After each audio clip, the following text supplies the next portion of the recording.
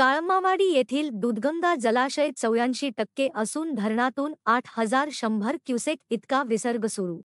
काळमावाडी येथील दूधगंगा धरण 84% भरले असून धरणातील पाण्याची पातळी 609.068 दशलक्ष मीटरपर्यंत पोहोचली आहे. सध्या धरणातील प्रत्येक गेटमधून 1,420 क्युसेक प्रमाणे धरणाच्या 5 गेटमधून 7,100 क्युसेक इतका विसर्ग सुरू आहे, तर विद्युत विमोचक युनिट क्रमांक 1 मधून 1,000 क्युसेक्स इतका विसर्ग सुरू करण्यात आला आहे. धरणातून आज रोजी एकूण 8,100 क्युसेक पाण्याचा विसर्ग सुरू असल्याने धरण पाणलोट क्षेत्रातील काही गावांना पुराचा सामना करावा लागत आहे. कालपासून राधानगरी तालुक्यातील पावसाचा जोर थोडा कमी झाला असला तरी धरण क्षेत्रात पडणाऱ्या पावसामुळे धरणातील पाणी पातळी वाढत आहे.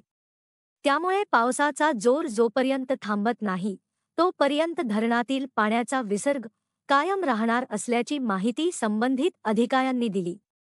त्याचबरोबर पावसाचा जोर वाढला तर धरणातून अजून जास्त प्रमाणात पाण्याचा विसर्ग करण्याचा अंदाजही त्यांनी वर्तवला.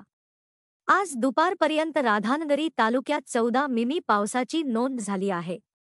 त्यामुळे हळूहळू पावसाचे प्रमाण कमी होण्याची शक्यता वर्तवली जात आहे.